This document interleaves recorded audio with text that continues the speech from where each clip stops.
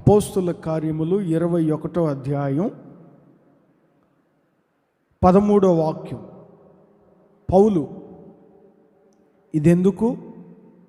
మీరు ఏడ్చి నా గుండె బద్దలు చేసేదరెలా? నేనైతే ప్రభువైన యేసు నామము నిమిత్తము యెరూషలేములో బంధింపబడుటకు మాత్రమే గాక చనిపోవుటకు సిద్ధముగా ఉన్నాను. మరొకసారి ఈ మాటను గమనించండి. నేనైతే ప్రభువైన యేసు నామము నిమిత్తం యెరూషలేములో బంధింపబడుటకే గాక చనిపోవుటకైనను సిద్ధముగా ఉన్నాను అని వారితో చెప్పెను. ఈ చదవబడిన వాక్య భాగాన్ని మనం గమనించగలిగితే, నేనైతే ఒక వ్యక్తిగతంగా తన గురించి తాను చెప్పుకుంటున్నాడు. నేనైతే దానికి ముందు జరిగిన సందర్భం ఏమిటంటే, పౌలు యెరూషలేము ప్రాంతములో దేవుని గురించిన మార్గాలు ప్రకటించడానికి వెళ్ళాలని అనుకున్నారు. ఆయన వెళ్ళాలి అని అనుకుంటున్న ఆ సమయంలో ఒక కుటుంబంలో, ఒక గృహంలో ఉన్నప్పుడు ఒక ప్రవక్త పౌలు గురించి ఒక దర్శనం చెప్పారు. పౌలు గారు, మిమ్మల్ని బంధించబోతున్నారు అన్న ఒక నడికట్టు తీసుకొని, ఒక ప్రవక్త పౌలు గారు ఈ నడికట్టును బంధించి బిగించినట్లు నిన్ను బంధించబోతున్నారు, ఏదో అపాయం జరగబోతుంది, ప్రభు నాకు చూపిస్తున్నారు అని ఒక ప్రవక్త అక్కడ ఉన్న ప్రజలందరికీ పౌలును గురించి ఒక దర్శనం చెప్పారు. పౌలును గురించి ఒక దర్శనం చెప్పారు.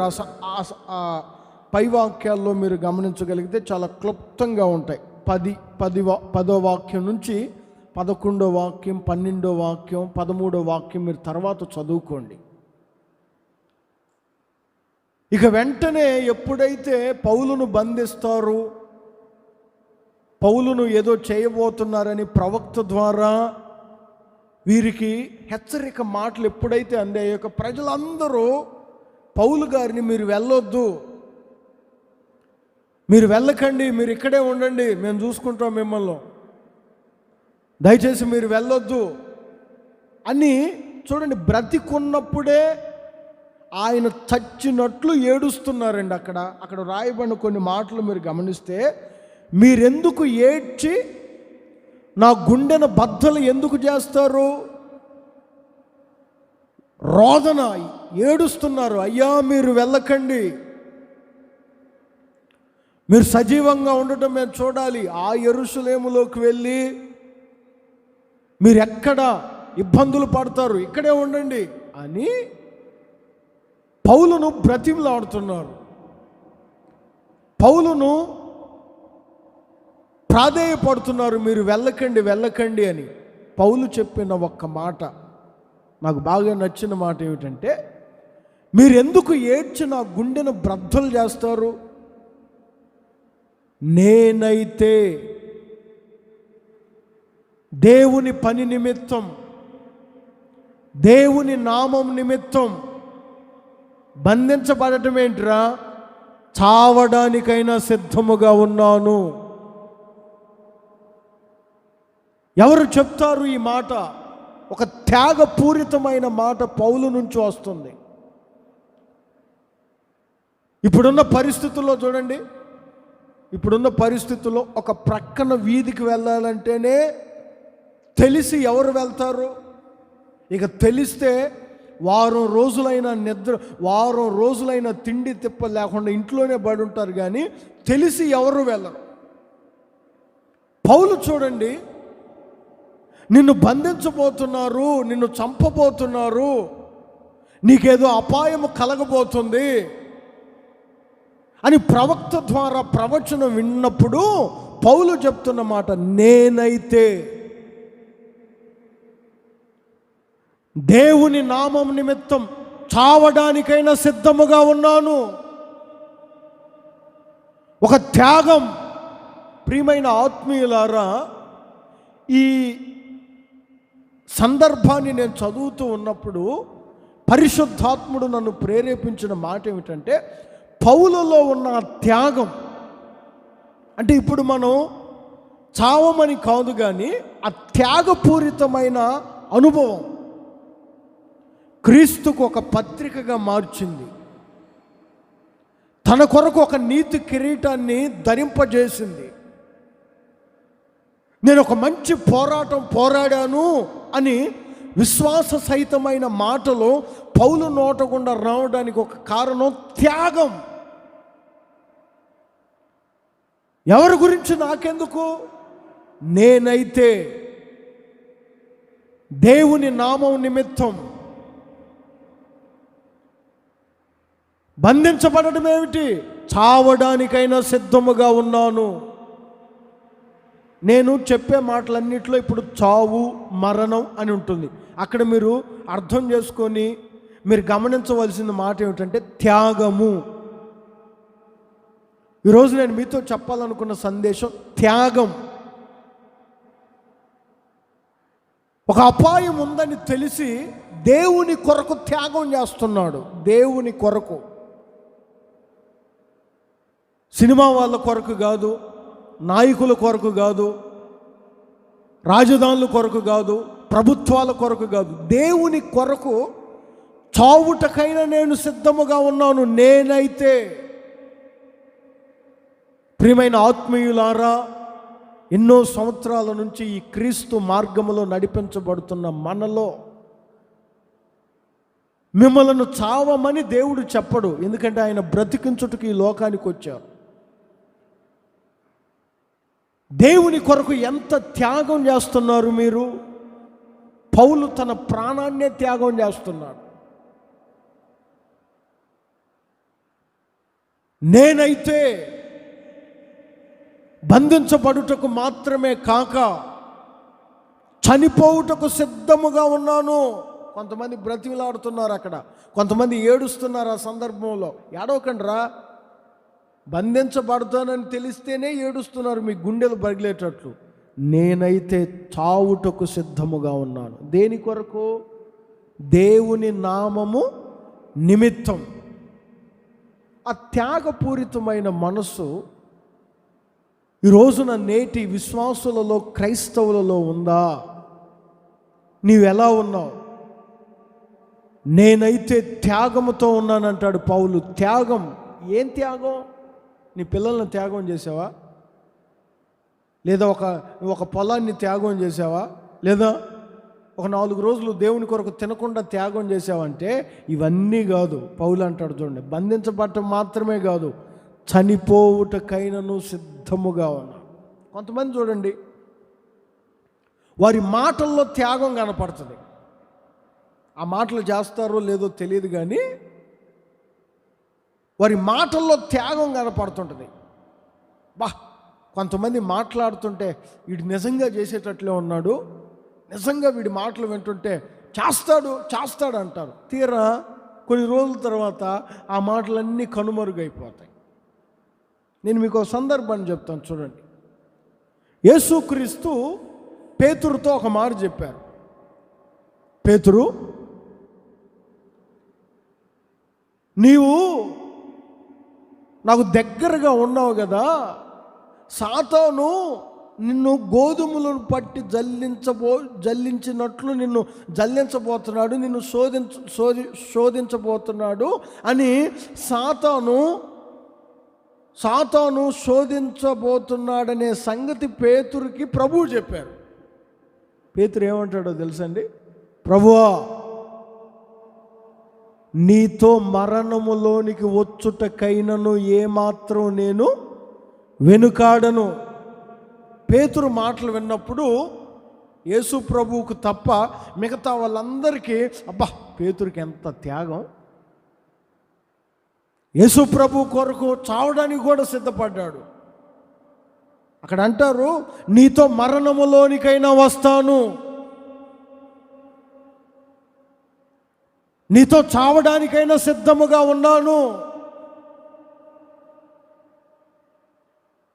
ఆ మాట చెప్పిన కొంత సమయానికే పేతురు ఒక పాప దగ్గర, యేసు ప్రభుతో నువ్వు ఉన్నావు నేను చూశానంటే ఆయన ఎవరో నాకు తెలియదు అన్నాడు. ఆ రోజు యేసు ప్రభువుతో నీవు ఉన్నావు అనే మాట ఆ పాప అడిగినప్పుడు ఒప్పుకుంటే నిజముగానే యేసయ్యతో పాటు మరణములోనికి వెళ్ళేవాడే. మాటల్లో త్యాగం ఉంటుంది, తీరా ఆ ప్రవర్తనలో కనపడదు కొంతమందికి.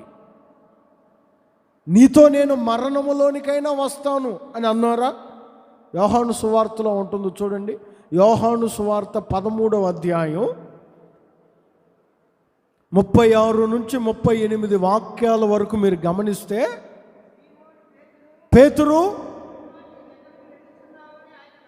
అడుగగా నేను వెళ్ళు చోటకి నీవు రాలేవు అని చెప్పినప్పుడు పేతురు అంటాడు, మరణములోనికైనా నేను వస్తాను. ప్రియులారా, కొంతమందికి మాటల్లో త్యాగం కనపడుతుంది, కానీ తీరా దాన్ని చేస్తారా? పౌలు చూడండి, చావడానికైనా నేను సిద్ధముగా ఉన్నాను దేవుని కొరకు. ఆ త్యాగం నేటి ఆత్మీయులలో ఉందా? లేదా పేతురులాగా పై మాటల్లో త్యాగాన్ని చూపెడుతూ పై మాటల్లో కొంతమందికి త్యాగం కనపడుతుంది. నీతో కూడా నేను మరణానికి వస్తానన్న కొన్ని నిమిషాలకి అబద్ధమాడి ఆ మరణం నుంచి దూరం అయ్యాడు. త్యాగపూరితమైన మనస్సు నేటి విశ్వాసుల్లో ఉండాలి. పౌలులో ఉన్న త్యాగం మనలో ఉండాలి. మిగతా ఎవరి గురించి మనకెందుకు? పౌలు అంటారు, నేనైతే దేవుని నామం నిమిత్తం చావుటకైనా సిద్ధముగా ఉన్నాను. ప్రియమైన ఆత్మీయులారా, ఒక దినం రాబోతుంది. ఆ దినాన్ని గురించి యోహాను అనే భక్తుడు ముందుగానే ప్రవచించి ప్రకటన గ్రంథం రాశారు. ఆ ప్రకటన గ్రంథం అంతా దేవుడు మనకివ్వబోతున్న పట్టణం గురించే, దేవుడు మనకివ్వబోతున్న రాజ్యం గురించే, దేవుడు మనల్ని ఏ ప్రదేశంలో నిలుపుతాడో, ఆ రాజ్యం ఎలా ఉంటుందో అన్ని విషయాలు ముందుగానే ఆ భక్తునికి తెలియజేసి ప్రకటన గ్రంథంలో క్లుప్తంగా వ్రాయబడి ఉంటాయి. ఆ ప్రకటన గ్రంథంలో నేను చదువుతున్నప్పుడు నన్ను ఒక మాట బాగా దర్శించింది. ఏంటి ఆ మాట అంటే, మీరు చదివితే చాలా బాగుంటుంది. ప్రకటన గ్రంథం 12వ అధ్యాయం 11వ వాక్యాన్ని ఒకసారి మీరు గమనించండి. ప్రకటన గ్రంథం 12వ అధ్యాయం 11వ వాక్యం. కొంతమంది దేవుని రాజ్యంలో కనబడుతున్నారు. ఎవరు వారు అంటే, గొర్రెపిల్ల రక్తమును బట్టి, తామిచ్చిన సాక్ష్యమును బట్టి జయించి ఉన్నారు.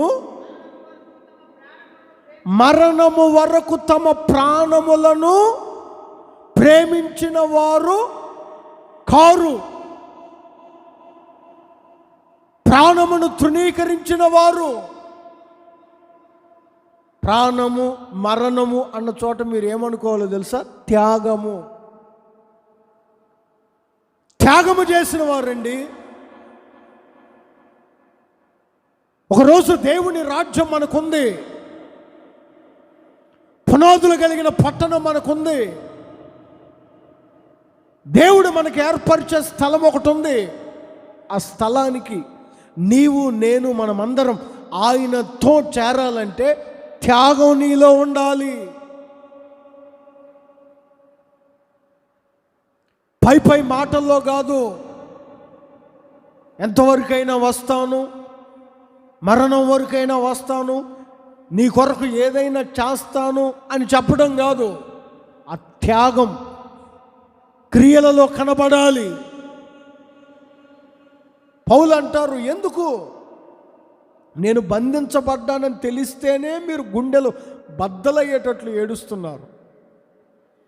దేవుని కొరకు నేనైతే చావుటకు సిద్ధముగా ఉన్నాను. ఎంతమందికి ఉన్న త్యాగం? ప్రభు కొరకు త్యాగము చేసే క్రైస్తవులుగా మీరున్నారా? ప్రభు కొరకు త్యాగము చేసే విశ్వాసులుగా మీరున్నారా? కొన్ని సందర్భాలు నేను మీతో చెప్తాను. పరిశుద్ధ గ్రంథంలో ఎస్తేరు గ్రంథం 4వ అధ్యాయం 16వ వాక్యం. ఎస్తేరు గ్రంథం 4వ అధ్యాయం 16వ వాక్యాన్ని చదివితే, ఎస్తేరు రాణి హోదాలో ఉండి చెప్పిన ఒక మాట అక్కడ మీరు గమనిస్తారు. ఏమని చెప్పారు ఆమె? చూడండి, 4వ అధ్యాయం 16వ వాక్యం. కనబడిన యూదులందరినీ సమకూర్చి నా నిమిత్తం ఉపవాసించి ప్రార్థన చేయండి.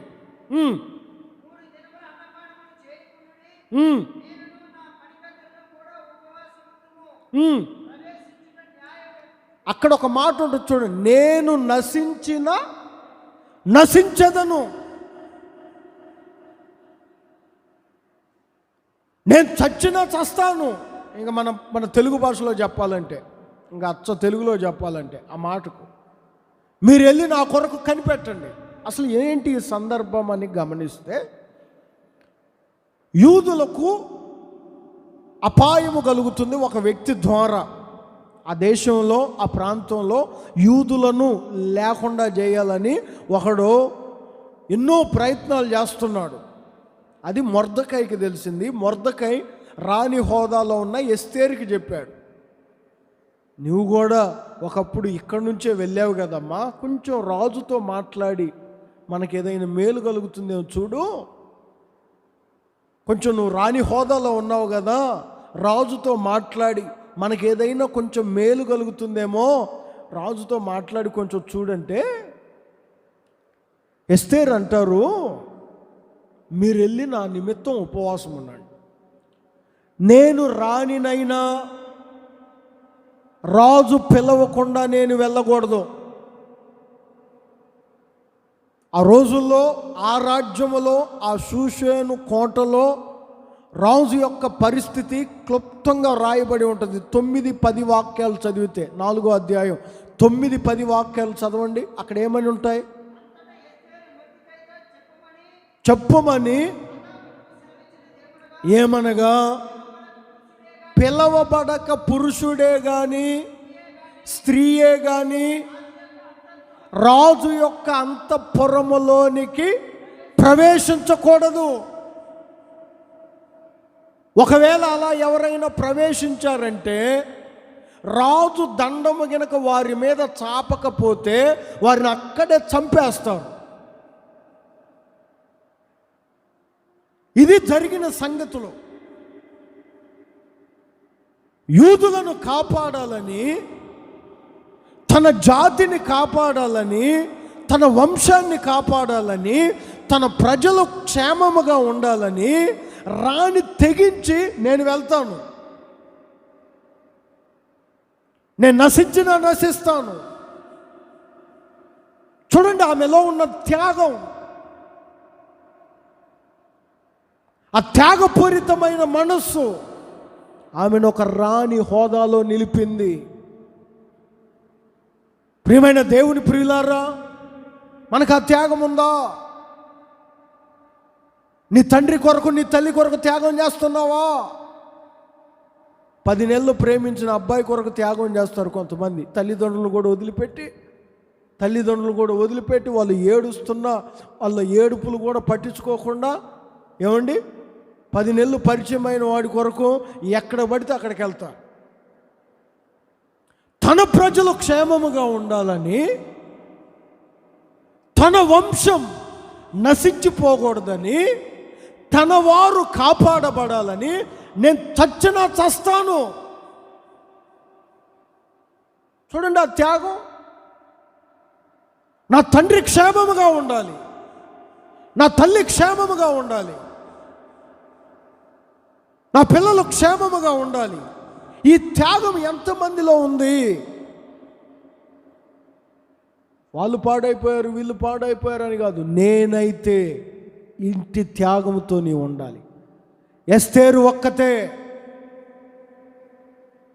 యూదా వంశాన్ని కాపాడింది తన త్యాగ పూరితమైన మనస్సు ద్వారా.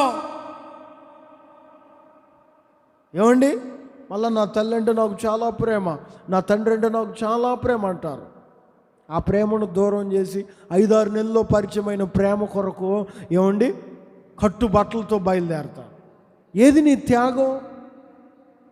ఎస్తేరు అంటారు, నేను నశించెదను, నా జాతి క్షేమముగా ఉండాలి.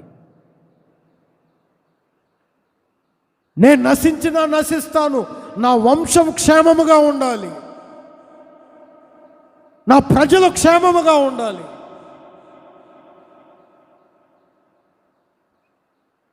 నేనైతే ఆ త్యాగం నాలో ఉంది, మరి మీలో ఉందా? ఎస్తేరు ఈరోజు మళ్ళీ ప్రశ్నిస్తున్నారు. మొర్దెకైతో చెప్పండి, నేనైతే నశించదను, చావడానికైనా వెనకాడలేదండి. చూడండి, ఎవరు చేస్తారు? ఎవరు త్యాగం చేస్తారు? ఒక కడుపును పుట్టిన బిడ్డల్లోనే త్యాగం కనపట్టలేదు ఈ రోజుల్లో. ప్రియమైన దేవుని ప్రియులారా, తన ప్రజల కొరకు త్యాగం చేసిన ఎస్తేరు, నీవెలా ఉన్నావు? ప్రియమైన ఆత్మీయులారా, ఆలోచించండి. పిలవబడకుండా వెళ్ళకూడదు. కొన్నిసార్లు మన జీవితాల్లో త్యాగం చేయవలసిన పరిస్థితులు వస్తాయి. కొన్నిసార్లు మన ఆత్మీయ జీవితాల్లో నా ప్రజలు ఇబ్బందుల్లో ఉన్నారు, నా తండ్రి కష్టంలో ఉన్నాడు, నా తల్లి బాధల్లో ఉంది, నాకు జన్మనిచ్చిన కుటుంబం, వంశం, మరి త్యాగం ఎక్కడ? త్యాగపూరితమైన మనస్సు ఉందా నీకు? ఎస్తేరు చూడండి, ఒక వంశం కొరకు నేను నశించదను అనే త్యాగం. దేశమంతా కరువు, వినండి, దేశమంతా కరువు. ఆ రోజుల్లో కుష్ఠరోగులు ఎక్కడుండేవారంటే పాలెము వెలుపుట ఉండేవారు. వాళ్ళు గ్రామాల్లోకి రాకూడదు, పట్టణంలోకి ప్రవేశించకూడదు. దేశమంతా కరువు అయితే నలుగురు కుష్ఠరోగులు మాట్లాడుకుంటున్న మాట ఏంటో తెలుసా? రేయ్, ఎక్కడున్నా చేస్తాం, పద పట్టణంలోకి వెళ్దాం, పద, చస్తే చచ్చాం. నలుగురు కుష్ఠరోగులండి, చస్తే చచ్చాం, సిరియనుల దండుపేటలోకి వెళ్దాం పదండి. వెళ్ళారు. వెళ్తే ఎవ్వరు సిరియనులు లేరు అక్కడ. అన్ని గుడారాలన్నీ ఖాళీగా ఉన్నాయి. బట్టలు, బంగారం, వెండి, ఆహారం. ఏమేంటి? ఆహారం, బట్టలు, వెండి, బంగారం వాళ్ళ కళ్ళ ఎదుట కుప్పలుగా కనపడుతుంది. నలుగురు కుష్ఠరోగులు, ఎవ్వరు లేరు ఆ గుడారాల్లో. ఇక శత్రువుల గుడారాల్లో ఎవ్వరు లేరు. షోమ్రోను దేశమంతా కరువు. నలుగురు కుష్ఠరోగులు, చచ్చినా సస్తాం, ముందు పద, శత్రువుల దగ్గర పోదాం పద అని వెళ్ళారా? వెళ్తే గుడారాలన్నీ ఖాళీగా ఉన్నాయి. గుడారాల్లో భోజనము, బట్టలు, వెండి, చెప్పండి, బంగారం అన్నీ కుప్పలుగా పోసి ఉన్నాయి. ఏం చేయాలి? దేశమంతా మనల్ని వెలివేసిందిరా, దేశమంతా మనల్ని వెలివేసింది. దేవుడు మనల్ని కనుకరించాడురా, దేవుడు మనల్ని ప్రేమించాడు. దేశమంతా వెలివేసిన దేవుడు మనల్ని వెలివేయలేదు. మొత్తం తీసుకెళ్ళి ఎక్కడికన్నా వెళ్ళిపోయి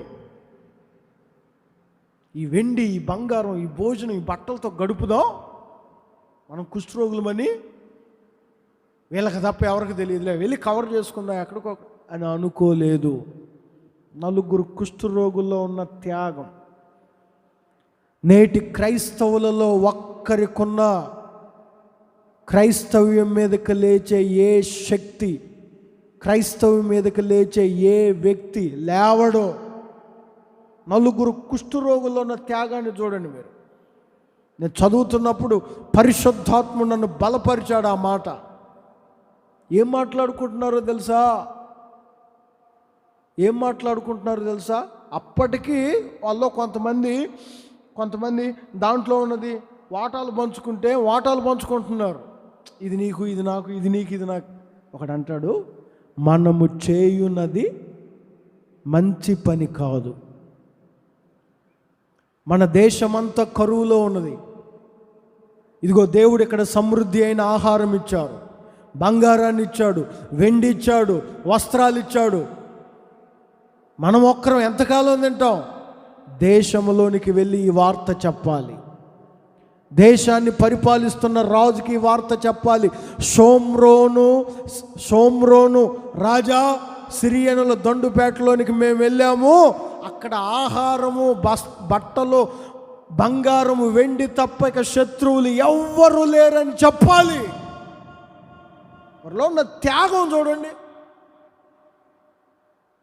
దేశ ప్రజల కొరకు త్యాగం. ఆ దేశ ప్రజలు ఎవరు? మరలా వారికి భోజనం పెట్టిన వారు కాదు, వారిని పలకరించిన వారు కాదు, వారి దగ్గరికి వెళ్ళి ప్రేమగా మాట్లాడిన వారు కాదు. వారిని పాలెం వెలుపుడ పెట్టారు, దూరంగా పెట్టారు. వారిని ఎవరు దగ్గరికి చేర్చుకోలేదు. వారితో ఎవరు ప్రేమగా మాట్లాడలేదు. అయినా వారి నలుగురిలో ఉన్న భారం దేశమంతా ఇప్పటికి 7 సంవత్సరాల నుంచి కరువులో ఉంది. ఆహారం ఇక్కడ ఉందనే వార్త దేశ ప్రజలకు చెప్పాలి. ఎట్లారా, మనం పట్టణంలోకి పోతే సస్తాం కదా, మనల్ని చంపుతారు కదా అంటే, చచ్చినా పర్లేదు వెళ్దాం పద. ఆ త్యాగం నీలో ఉందా? వాళ్ళు అంటారు చూడండి, చచ్చినా పర్వాలేదు వెళ్దాం పద. ఈ వార్త రాజుకు చెప్పాలి. రాజుల 2వ గ్రంథం 7వ అధ్యాయం 3వ వాక్యం నుంచి 10వ వాక్యం వరకు ఈ చరిత్ర ఉంటుంది. మీరు తర్వాత చదువుకోండి.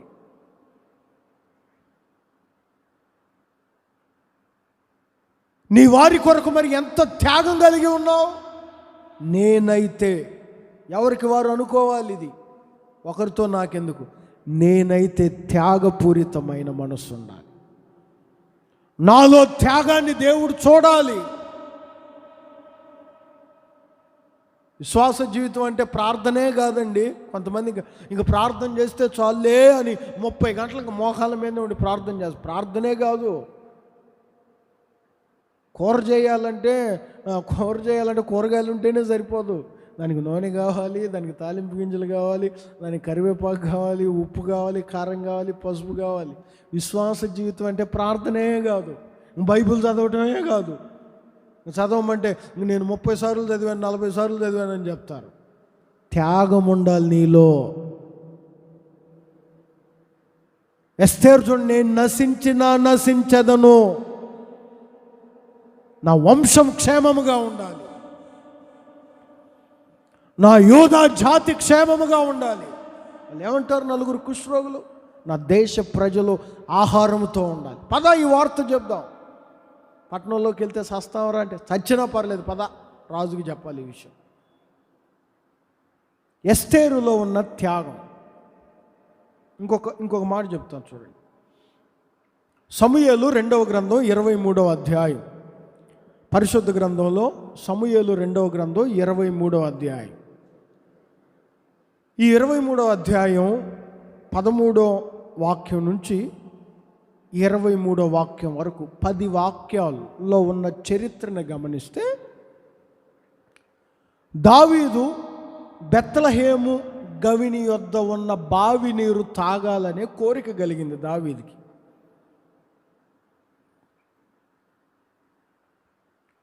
ఎవరైనా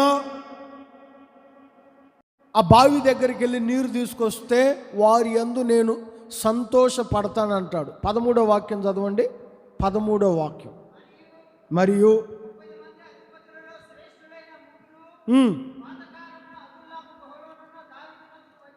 వచ్చినప్పుడు దిగి ఉండిరి, ఉండెను.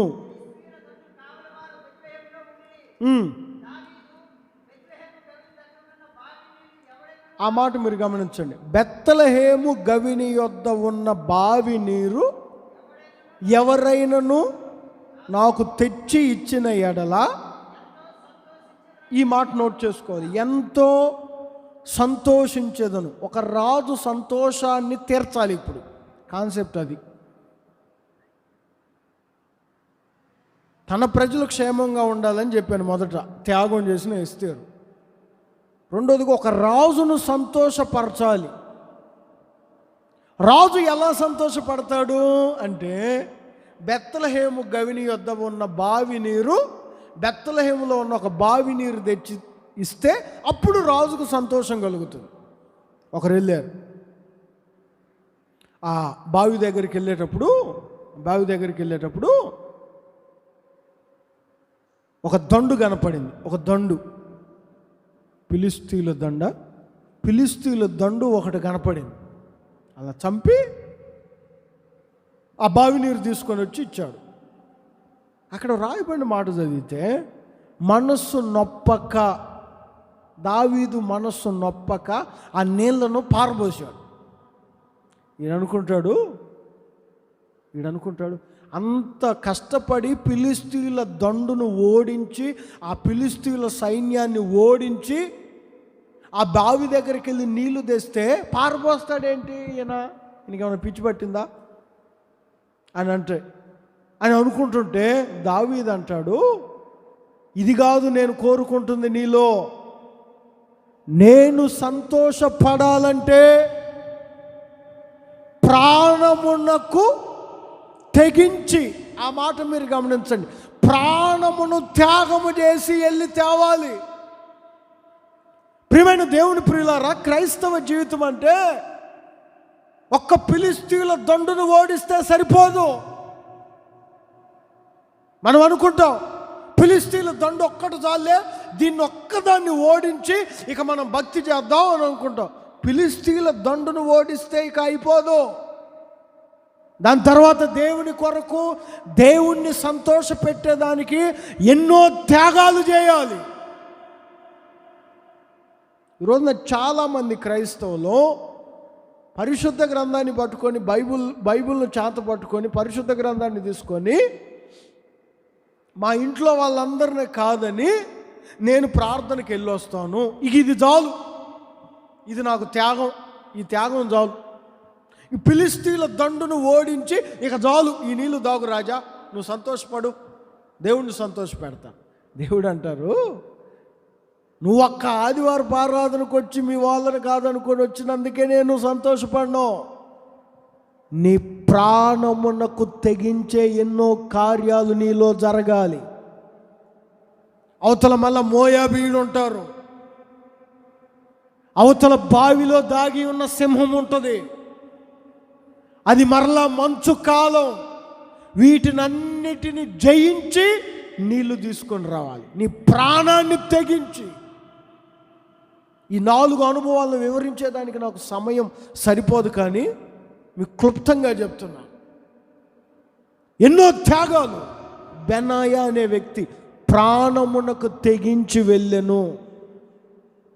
ఫిలిష్తీయులను ఓడించడమే కాదు, మోయాబీయులను ఓడించాడు. మోయాబీయుల్లో 2 యవనస్తులను ఓడించాడు. అది మరలా బావిలో దాగి ఉన్న సింహాన్ని చంపాడు. మంచు కాలం అది. ప్రాణానికి తెగించి క్రైస్తవులు ఈ రోజున ఒక్కటి చాలు, ఆరాధనకి వెళ్తే చాలు. మరి తర్వాత మోయాబీయులు ఎవరు చంపుతారు? మరి సింహం ఒకటి దాగి ఉంటుంది లోపల, దాన్ని ఎవరు చంపుతారు? పైపెచ్చు అది మంచు కాలం. అంత చలిలో నువ్వు వెళ్ళగలవా? ఈ అనుభవాలు ఎలా?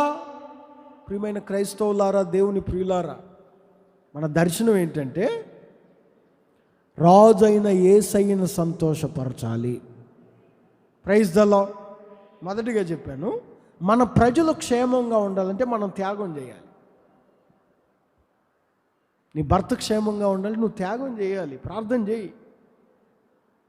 రెండోదిగా రాజు అయిన యేసయ్యను సంతోషపరచాలి, దావీదును సంతోషపరచాలి. ఇప్పుడు బెనాయా ఉద్దేశం, రే బెనాయా ఎందుకు వెళ్ళావురా, మోయాబీలను చంపొచ్చావు చాలదా, ఫిలిస్తీన్లను ఓడించావు చాలదా, ఇంకెంతమందిని? బెనాయా అంటాడు, ఎంతమందినైనా చంపుతాను, అంతెందుకు ప్రాణమునకు తెగించి. నేను చెప్పే మాటలన్నీ 13వ వాక్యం నుంచి 23వ వాక్యం వరకు ఉంటాయి. దేవుణ్ణి సంతోషపరిచేటట్లుందా నీ త్యాగం? ఆత్మీయులారా, దేవుణ్ణి సంతోషపెట్టే త్యాగము నీలో ఉందా? ఒకసారి గమనించండి. ప్రతినిత్యం ఒక క్రైస్తవుడు ప్రతినిత్యం, ఒకరితో మనకు పని లేదు, నేనైతే ప్రతిరోజు నా ద్వారా దేవుడు సంతోషపడాలి, నీ ద్వారా దేవుడు సంతోషపడాలి. దేవుడు సంతోషపడేటట్లు దేవుని కొరకు త్యాగం చేయాలి. Praise the lord. చేతులెత్తి అందరూ ఒకసారి హల్లెలూయా అని చెప్పండి. దేవుడు సంతోషపడేటట్లు.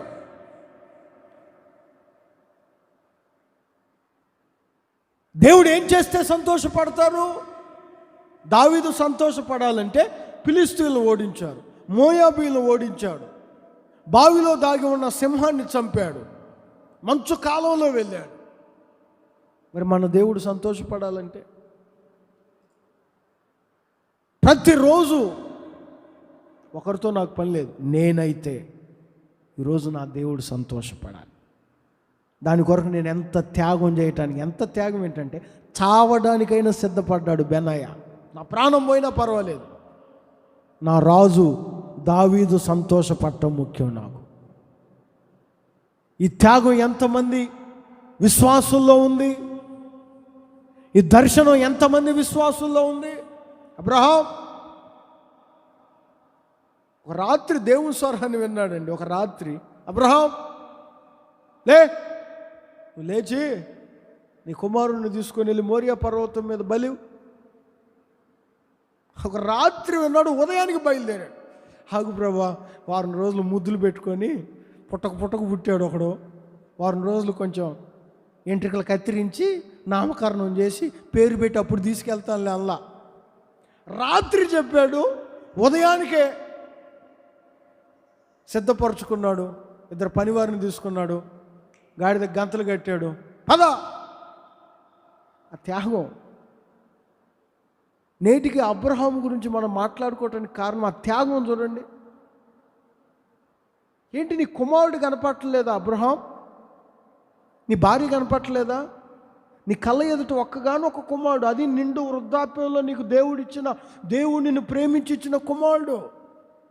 ఇవేవి నాకు కనపట్టలేదు. ఇప్పుడు నేను త్యాగం చేస్తే నా త్యాగం ద్వారా దేవుడు సంతోషపడాలి. అబ్రహాములో ఉన్న ఆశ ఏమిటంటే, ఏవి నా కుమారుని చూడట్లేదు, నా భార్యను చూడట్లేదు, నాకు కలిగింది ఏది చూడట్లేదు, నేనేం చూస్తున్నానో తెలుసా? నా దేవుడు నా ద్వారా సంతోషపడాలి, దీని కొరకు నేను ఎంత త్యాగమైనా చేస్తాను. కుమారుడండి రాత్రి దేవుని స్వరాన్ని విన్నాడు, ఉదయానికి బయలుదేరాడు. రాత్రి దేవుని స్వరాన్ని విన్నాడు. మనం ఎన్ని సంవత్సరాల నుంచి దేవుని స్వరం విన్నా దేవుని కొరకు ఏమండి, దేవుని కొరకు కొన్ని త్యాగాలు మనం చేయలేం. ఏదో కానుక దశంభాగం ఇవ్వమంటే ఇస్తాము, లేదా కానుక ఇవ్వమంటే ఇస్తాం, కానీ దేవుని కొరకు మన ప్రాణం పోయి అన్ని త్యాగాలు అయితే చేయలేము. కానీ అబ్రహాం చేశాడు. ఏం వేరే మాట కూడా లేదు. నా కుమారుడు కాదు ముఖ్యం, నువ్వు ముఖ్యం. నా భార్య కాదు ముఖ్యం, నువ్వు ముఖ్యం నాకు. నా చుట్టూ ఉన్నవారు కాదు ముఖ్యం, నీవు ముఖ్యం నాకు. ఎందుకంటే కుమారుని ఇచ్చింది నీవు. నిన్ను సంతోషపరచడం ముఖ్యం. నా ద్వారా నీవు సంతోషపడాలి, నా పరిచర్య ద్వారా నీవు సంతోషపడాలి, నా కానుక ద్వారా నీవు సంతోషపడాలి, నేను ఇచ్చే కృతజ్ఞత అర్పణ ద్వారా, దశమ భాగం ద్వారా నువ్వు సంతోషపడాలి. నా ప్రార్థన ద్వారా నువ్వు సంతోషపడాలి. ఆ త్యాగపూరితమైన మనస్సు నేటి ఆత్మీయులకుందా? పౌలు అంటాడు, నేనైతే చావడానికైనా సిద్ధంగా ఉన్నా. ప్రియమైన ఆత్మీయులారా, ఇలాంటి త్యాగం నీలో ఉండాలి. దేవుణ్ణి సంతోషపెట్టే విషయంలో నువ్వు త్యాగం కలిగి ఉండాలి. నీ వారిని కాపాడుకునే విషయంలో త్యాగం ఉండాలి మొదటిగా. రెండవదిగా దేవుణ్ణి సంతోషపెట్టే విషయంలో త్యాగం ఉండాలి. ఒక్క మాట చెప్పి నేను ముగిస్తాను. ఫిలిప్పీలకు రాసిన పత్రిక 2వ అధ్యాయం 29వ వాక్యం. ఫిలిప్పీలకు రాసిన పత్రిక 2వ అధ్యాయం 29వ వాక్యాన్ని చదివితే, నా ఎడల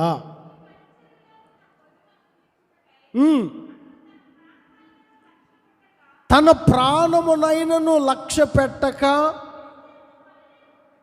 క్రీస్తు యొక్క పని నిమిత్తం చావుటకు సిద్ధముగా ఉండెను. ఎవరి కొరకు? ప్రత్యేక హోదా కొరకు కాదు. మీరు గమనించండి, ఎవరి కొరకు? రాజధాని కొరకు కాదు, హక్కుల కొరకు కాదు. క్రీస్తు పని నిమిత్తం చావుటకు సిద్ధముగా ఉండెను. ఎవరు ఈ వ్యక్తి? అసలు ఎవరు చెప్తున్నారు ఈ మాట? పౌలు గారు ఫిలిప్పీ సంఘానికి మనోహరుడు అనే వ్యక్తి గురించి రాస్తున్నాడు ఈ మాటలు. అతని పేరు ఎపఫ్రొదితు. మనోహరుడు, ఆ మాటకు అర్థం ఏమిటంటే మనోహరుడు. ఎపఫ్రొదితు గురించి చెప్తున్నాడు ఈ మాట. తన గురించి మీరు ఒకసారి ఆలోచించండి. దేవుని పని కొరకు చావుటకైనా సిద్ధముగా ఉన్నాడు. ఈ ఫిలిప్పీలో ఉన్న విశ్వాసులు అపోస్తులైన పౌలు రోమాలో చెరసాలలో ఉంటే ఈయన ద్వారా కానుకలు పంపారు, ఈ ఎపఫ్రొదితు అనే వ్యక్తి ద్వారా. ఈ మార్గ మధ్యలో లేకపోతే ఆ రోమా పట్టణంలో ఈ ఎపఫ్రొదితు ఎదుర్కొన్న అనుభవాలు, మరణం వరకు వచ్చింది. ఏమండి, ఈ సంగతులన్నీ పౌలు ఉత్తరంలో మెన్షన్ చేశాడు, ఉత్తరం రాస్తున్నాడు ఫిలిప్పీ సంఘంతో. అందుకని ఈ ఫిలిప్పీలకు రాసిన పత్రిక చివరి అధ్యాయం చివరి వాక్యంలో, మీరు పంపించిన కానుకలు ఈ ఎపఫ్రొదితు వల్ల నాకు అందినవి అంటాడు. చూడండి, ఎవరి గురించి మాటలు చెప్తున్నాడంటే ఒక మనోహరుడు అనే వ్యక్తి గురించి. ఆ వ్యక్తి గురించి పౌలు గారు చెప్తున్నారు. ఏమన్నా తెలుసా? అతనిలో నేను త్యాగాన్ని చూసి ఆశ్చర్యపోయాను. ఏంటా త్యాగం? క్రీస్తు పని నిమిత్తమై చావుటకైనను సిద్ధముగా ఉన్నాడు. మరలా సేవకుడు కాదు, ఒక విశ్వాసి. దేవుని పని కొరకు నీవు ఎంత త్యాగం చేస్తున్నావు? సంఘము కొరకు నువ్వు ఎంత త్యాగం చేస్తున్నావు? సహవాసం కొరకు నీవు ఎంత త్యాగం చేస్తున్నావు? దేవుని కొరకు నీలో త్యాగం ఉండాలి. దేవుని సంఘం కొరకు, ఒక సహవాసం కొరకు, సహవాసం కొరకు త్యాగం చేసే మనసు నీలో ఉండాలి. దైవజనుడు చూడండి, ఇతను చావుటికైనా సిద్ధంగా ఉన్నాడు. అంత త్యాగం ఇతనిలో ఉంది. ప్రియమైన ఆత్మీయులారా, అట్టి త్యాగం మనలో ఉందా? పౌలుకున్న త్యాగం నాలో ఉందా? పౌలుకున్న త్యాగం నీలో ఉందా అని ఈరోజు మన ఆత్మీయ జీవితాలను పరిశీలన చేసుకుంటే అసలు మనం ఏ పాటి వారం? ఏదో అంతా తెలుసనే భ్రమలో ఉన్నాం, నాకు తెలియదంటూ ఏమీ లేదనే అయోమయంలో ఉన్నాం. కానీ ఒకసారి వీళ్ళ త్యాగాలు చూస్తే, వీళ్ళ త్యాగాలు మనం చదువుతూ, వీళ్ళ త్యాగాలు మనం ధ్యానించినప్పుడు అసలు మనం చేసేది ఏమైనా త్యాగమేనా? వాళ్ళని చూసి వీళ్ళని చూసి ఆత్మీయులు కూడా పడిపోతున్న ఈ రోజుల్లో నేనైతే నువ్వెలా ఉండాలి? నేనైతే ఎస్తేరు ఒక్కతే, నేను చచ్చినా పర్వాలేదు అంటుంది. బెనయ ఒక్కడే, ప్రాణం పోయినా పర్వాలేదు, నా రాజును సంతోషపరచాలి. ఎపఫ్రొదితు ఉన్నారు, చచ్చిపోయినా పర్వాలేదు, దేవుని పని సజావుగా జరగాలి. నాకు ఒక పని అప్పగించారు, ఫిలిప్పీలు నాకు ఒక పని అప్పగించారు, సేవకుని దగ్గరికి వెళ్ళి కానుకని ఇచ్చిరామని.